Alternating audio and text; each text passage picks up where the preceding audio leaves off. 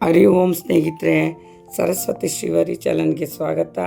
ಸ್ನೇಹಿತರೆ, February 24ರಿಂದ March 3ರವರೆಗೂ ಓಲಾಷ್ಟಕ ಸಮಯ ಇರುತ್ತೆ. ಓಲಾಷ್ಟಕ ಸಮಯ ಬಂದು ತುಂಬ ಅಶುಭ ಆದಂತಹ ದಿನ. ಆದಷ್ಟು ಮಕ್ಕಳುಗಳನ್ನ ಸಂಜೆ ಹೊತ್ತು ಈಚೆ ಬಿಡಬಾರ್ದು. ಈ ಓಲಾಷ್ಟಕ ಸಮಯದ ಬಗ್ಗೆ ನಾವೊಂದು ವಿಡಿಯೋ ಮಾಡಿದ್ದೀವಿ. ಹೋಳಿಕೆ ಹೇಗೆ ದಹನ ಮಾಡುವುದು, ಅದರ ಕಾರಣ ಏನು ಅನ್ನೋದ್ರ ಬಗ್ಗೆ ನೋಡೋಣ. ಓಲಾಷ್ಟಕ ಸಮಯ ಬಂದು ನೋಡಿ ಸ್ನೇಹಿತರೆ, ಫಾಲ್ಗುಣ ಮಾಸ ಅಷ್ಟಮಿಯಿಂದ ಹೋಳಿಕಾ ದಹನವರೆಗೂ 8 ದಿನಗಳ ಕಾಲ ಇದು ಇರುತ್ತೆ. ಇದನ್ನು ಈ ಒಂದು 8 ದಿನಗಳ ಕಾಲ ಯಾವುದೇ ಒಂದು ಶುಭ ಕಾರ್ಯಗಳನ್ನು ಎಲ್ಲೂ ಮಾಡೋದಿಲ್ಲ. ಇದು ಒಂದು ಕೆಟ್ಟ ಸಮಯ ಅಂತಲೇ ಇದನ್ನು ಪರಿಗಣಿಸಲಾಗಿದೆ. ಇದು ಹಿನ್ನೆಲೆ ಏನಪ್ಪ ಅಂತಂದರೆ, ಪೌರಾಣಿಕ ಇತಿಹಾಸದಲ್ಲಿ ಹಿಂದೆ ನಡೆದಂತಹ ಒಂದು ಹಿರಣ್ಯಕಶಿಪು ಮತ್ತು ಪ್ರಹ್ಲಾದನ ಒಂದು ಕಥೆಯಾಗಿದೆ. ಹಿರಣ್ಯಕಶಿಪು ನೋಡಿ, ಅವನು ತನಗೆ ತಾನೇ ನಾನು ದೇವರು ಎಂದು ತಿಳ್ಕೊಂಡು ತುಂಬ ಅಹಂಕಾರದಿಂದ ಮೆರಿತಾ ಇರ್ತಾನೆ. ವಿಷ್ಣುವಿನ ಪರಮ ವೈರಿ ಆಗಿರ್ತಾನೆ. ಆ ವಿಷ್ಣುವಿನ ಪರಮ ವೈರಿ ಆಗಿರುವಂತಹ ಹಿರಣ್ಯಕಶಿಪುಗೆ ವಿಷ್ಣುವಿನ ಹರಿಭಕ್ತನ ಸೇವೆಗಾಗಿಯೇ ಪ್ರಹ್ಲಾದನ ಜನನ ಆಗುತ್ತೆ. ಅಷ್ಟೇ ಒಂದು ಹರಿ ಅಂತ ಹೇಳಿ ವಿಷ್ಣುವನ್ನು ತುಂಬ ಪ್ರೀತಿ ಮಾಡುವಂತಹ ಪ್ರಹ್ಲಾದನ ನೋಡಿ ಒಂದು ಹಿರಣ್ಯಕಶಿಪುಗೆ ಅವನು ಏನಾನ ಮಾಡಿ ಕೊಲ್ಲೇಬೇಕು ಅಂತ ಹೇಳಿ ತೀರ್ಮಾನ ಮಾಡಿಕೊಂಡು ಆ ಪ್ರಹ್ಲಾದನಿಗೆ ಒಂದು ವಿಷಕಾರಿ ಹಾವಿನ ಕೋಣೆಯಲ್ಲಿ ಕೂಡ ಹಾಕ್ತಾನೆ. ಪರ್ವತದಿಂದ ಅವ್ರನ್ನ ನೂಗ್ತಾರೆ. ಮತ್ತು ಇನ್ನೊಂದು ಏನಂದರೆ ವಿಷನ ಕುಡಿಸ್ತಾರೆ. ತನ್ನ ತಾಯಿ ಕಡೆಯಿಂದನೇ ಒಂದು ವಿಷ ಕುಡಿಸೋವಂಥ ಒಂದು ಪ್ರಯತ್ನನೂ ಮಾಡ್ತಾರೆ. ಇನ್ನೊಂದು ಆನೆಗಳಿಂದ ತುಳಿಸೋವಂಥ ಒಂದು ಪ್ರಯತ್ನ ಪಡ್ತಾರೆ. ಯಾವುದೇ ಥರದಲ್ಲಿ ಅವರು ಪ್ರಯತ್ನ ಪಟ್ಟರು ಅವ್ರಿಗೆ ವಿಷ್ಣು ಬಂದು ರಕ್ಷಣೆ ಕೊಟ್ಟು ಯಾವುದೇ ಒಂದು ತೊಂದರೆನೂ ಆಗದಂತೆ ಪ್ರಹ್ಲಾದವ್ರನ್ನ ಕಾಪಾಡ್ತಾ ಇರುತ್ತೆ. ಆವಾಗ ಏನು ಮಾಡ್ತಾನೆ, ಹಿರಣ್ಯಕಶಿಪು ತುಂಬ ಕೋಪ ಕಂಡು ತನ್ನ ತಂಗಿ ಆದಂತಹ ಹೋಳಿಕನ ಕರೆಸ್ತಾನೆ.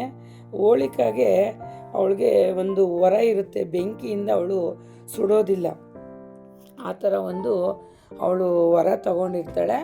ತಂಗಿ ಹತ್ರ ಅವನು ತುಂಬ ಒಂದು ಒಪ್ಪಂದ ಮಾಡಿಕೊಂಡು ಅವಳನ್ನ ಒಪ್ಪಿಸ್ತಾನೆ. ಹಿರಣ್ಯಕಶಿಪುನ ಒಪ್ಪಿಸಿ ಪ್ರಹ್ಲಾದನ ನಿನ್ನ ಕರ್ಕೊಂಡೋಗಿ ಬೆಂಕಿಲಿ ದಹನ ಮಾಡಬೇಕು ಅಂತ ಹೇಳಿ ಒಪ್ಪಿಸಿದಾಗ ತಂಗಿ ಅಣ್ಣನ ಮಾತಿಗೆ ಸೋತು ಪ್ರಹ್ಲಾದನ ಕರ್ಕೊಂಡು ಆ ಬೆಂಕಿಯಲ್ಲಿ ಹೋಗಿ ಕೂರ್ತಾಳೆ. ಆದರೆ ಕೊನೆಗೆ ಆ ದೈವ ಶಕ್ತಿಯಿಂದ ಆ ಪುಟ್ಟ ಕಂದಮ್ಮನಿಗೆ ಏನೂ ಆಗೋದಿಲ್ಲ. ಹೋಳಿಕಾ ಭಸ್ಮ ಸುಟ್ಟು ಅಲ್ಲೇ ಭಸ್ಮ ಆಗೋಗ್ತಾಳೆ. ಇದೇ ಕೆಟ್ಟದ್ದು ಮುಂದೆ ಒಳ್ಳೆಯದು ಜಯ ಸಿಕ್ಕೇ ಸಿಗುತ್ತೆ ಅಂತ ಹೇಳಿ ಈ ಹೋಳಿಕಾನ ಭಸ್ಮ ಆದಂತಹ ದಿನವೇ ಹೋಳಿ ಹಬ್ಬ ಎಂದು ಆಚರಣೆ ಮಾಡ್ತಾರೆ. ದೈವ ಶಕ್ತಿ ಮುಂದೆ ಯಾವುದೂ ಇಲ್ಲ. ಆ ಪುಟ್ಟ ಕಂದಮ್ಮ ಪ್ರಹ್ಲಾದ ಒಂದು ವಿಷ್ಣುವಿನ ಪರಮ ಭಕ್ತನಾಗೋದ್ರಿಂದ ಅವನಿಗೆ ಯಾವುದೇ ಥರದ ಒಂದು ತೊಂದರೆ ಕೊಟ್ಟರು ಅವನಿಗೆ ಎಲ್ಲ ಜಯ ಸಿಕ್ತು. ಈ ಒಂದು ಕೊಲ್ಲಕ್ಕೆ ಪ್ರಯತ್ನ ಪಟ್ಟಂತಹ ಈ ಒಂದು 8 ದಿನಗಳ ಕಾಲ ಬಂದು ಅದು ಓಲಾಷ್ಟಕ ದಿನ ಎಂದು ಕರೀತಾರೆ. ಈ ಓಲಾಷ್ಟಕ ದಿನ ತುಂಬ ಒಂದು ಕೆಟ್ಟ ದಿನ ಆಗಿದೆ. ನಿಮ್ಮ ಮನೆಗಳಲ್ಲಿ ಪುಟ್ಟ ಕಂದಮ್ಮಗಳಿದ್ರೆ ಆದಷ್ಟು ಅವ್ರನ್ನ ಎಲ್ಲೂ ಒಂದು ಆಚೆ ಈಚೆ ಬಿಡ್ದೇನೆ ನೀವು ಆದಷ್ಟು ಅವ್ರನ್ನ ಮನೆ ಒಳಗೆ ಇರಿಸ್ಕೊಳ್ಳಿ. ಯಾಕೆ ಅಂದರೆ ಈ ಸಮಯದಲ್ಲಿ ಗ್ರಹಗಳು ಉಗ್ರ ಸ್ವರೂಪ ತಾಳಿ ನಾರಕಾತ್ಮಕ ಶಕ್ತಿಯಿಂದ ಮಕ್ಕಳ ಮೇಲೆ ಕೆಟ್ಟ ಪರಿಣಾಮ ಬೀರುತ್ತಂತೆ ಸ್ನೇಹಿತರೆ. ಹಂಗಾಗಿ ಮುಸ್ಸಂಜೆ ಬೀಳೋದು, ಏಳೋದು ಮತ್ತು ಹಠ ಮಾಡೋದು ಈ ಥರ ತುಂಬ ಮಕ್ಕಳು ತುಂಬ ಮನೆಗಳಲ್ಲಿ ಮಾಡ್ತಾರೆ. ಅದಕ್ಕೆ ದಯವಿಟ್ಟು ತಾಯಂದಿರು ಬೇಜಾರು ಮಾಡ್ಕೋಬೇಡಿ.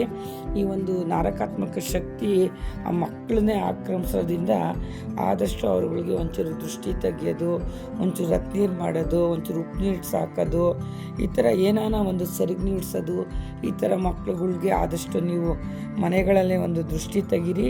ಈ 8 ದಿನಗಳ ಕಾಲ ಒಂದು ಯಾವುದೇ ನೋಡಿ ಒಂದು ಶುಭ ಕಾರ್ಯನೂ ಮಾಡೋದಿಲ್ಲ. ಇದು ಅಶುಭ ಎಂದೇ ಪರಿಗಣಿಸಲಾಗಿದೆ. ಆದಷ್ಟು ಎಲ್ಲರೂ ಓಂ ನಮೋ ಭಗವತೆ ವಾಸುದೇವಾಯ ಅಂತ ಹೇಳಿ ಆ ವಾಸುದೇವಾಯನ ಸ್ಮರಣೆ ಮಾಡ್ತಾ ಬನ್ನಿ. ಯಾಕಂದರೆ ದೈವಶಕ್ತಿ ಮುಂದೆ ಕೆಟ್ಟ ಶಕ್ತಿ ಯಾವುದೂ ಇರಲ್ಲ.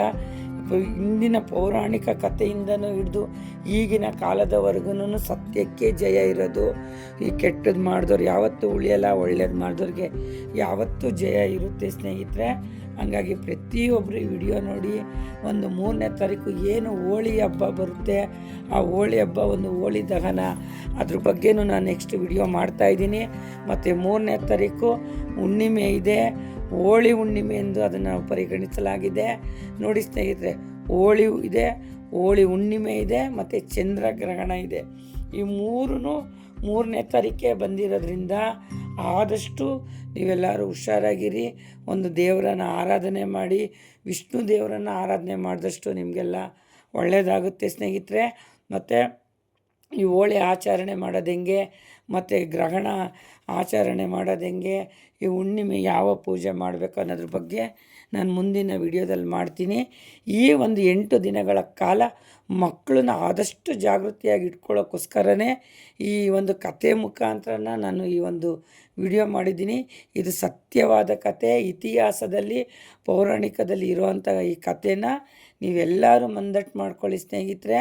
ನನ್ನ ವಿಡಿಯೋ ನಿಮಗೆಲ್ಲ ಇಷ್ಟ ಆಗಿದೆ ಅಂದ್ಕೊಂಡಿದ್ದೀನಿ. ಎಲ್ಲರಿಗೂ ಇಷ್ಟ ಆಗಿದರೆ ದಯವಿಟ್ಟು ಸಬ್ಸ್ಕ್ರೈಬ್ ಮಾಡಿ, ಲೈಕ್ ಮಾಡಿ, ಶೇರ್ ಮಾಡಿ. ಹರಿ ಓಂ ಹರೇ ಶ್ರೀನಿವಾಸ.